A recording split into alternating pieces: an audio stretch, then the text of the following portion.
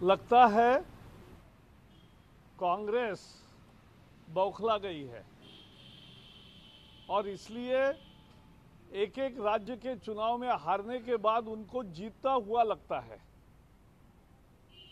हार को वो जीत मान रहे हैं। वैसे ही आज 2G के निर्णय में वो उनको भ्रष्टाचार मुक्ति का सर्टिफिकेट मिला ऐसा उनको लगता है। वास्तविकता इससे एकदम विपरीत है।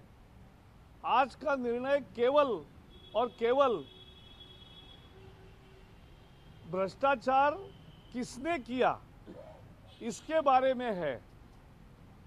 बाकी भ्रष्टाचार नहीं हुआ ये तो ये नहीं कहा है, क्योंकि भ्रष्टाचार हुआ ये सुप्रीम कोर्ट ने ही पहले तय किया और इसीलिए तो लाइसेंस रद्द हुए। अगर भ्रष्टाचार नहीं होता तो आज लाइसेंस रिवाइव कर देते, लेकिन लाइसेंस उसी समय रद्द कर दिए क्योंकि पूरी प्रक्रिया में भ्रष्टाचार था और वो सुप्रीम कोर्ट ने माना। एक दिन पॉलिसी घोषित होती है, दूसरे दिन उसका पेमेंट करना होता है और एक दिन पहले ही ड्राफ्ट बनते हैं। ये सब सामने आया सुप्रीम कोर्ट के, इसलिए सुप्रीम कोर्ट ने 2G का घोटाला बताया।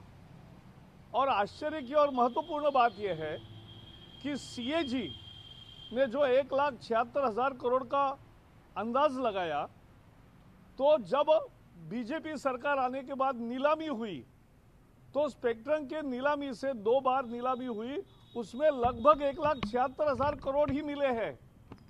तो ये साफ होता है कि कांग्रेस के समय पूरा भ्रष्टाचार हुआ था। ये भ्रष्टाचार मुक्ति का सर्टिफिकेट नहीं मिला है। ये तो ऐसा है कि मर्डर हुआ, मर्डर किसने किया इसके बारे में कोर्ट का निर्णय आज है कि अभी इन्होंने नहीं किया, ऐसा ट्रायल कोर्ट कह रहा है।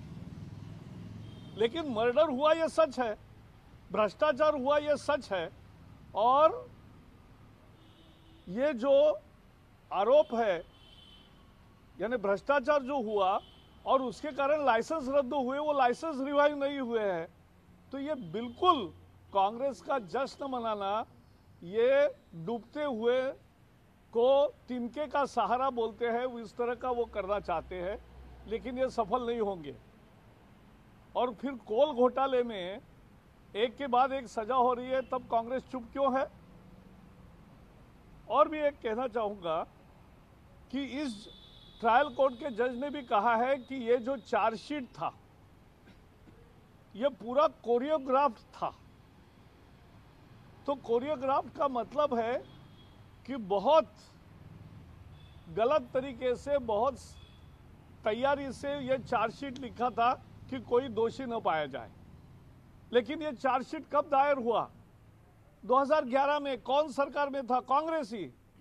तो कांग्रेस का सारा काल ही भ्रष्टाचार करने में और उसको छुपाने में, यही तो काम वो करते थे। और इसीलिए हमने देखा है कि कानून मंत्री के चेंबर में ही CBI का रिपोर्ट बदलने का उस समय काम हुआ। और इसलिए आज का कोई क्लीन चिट कांग्रेस को नहीं मिला है। 2G में भ्रष्टाचार हुआ और इसीलिए लाइसेंस रद्द हुए, और जितने कम कीमत में उन्होंने लाइसेंस बांटे थे उससे कहीं ज्यादा कीमत बीजेपी के नीलामी में आई। और इसलिए माफी अगर मांगना है तो देश से कांग्रेस को ही माफी मांगनी चाहिए।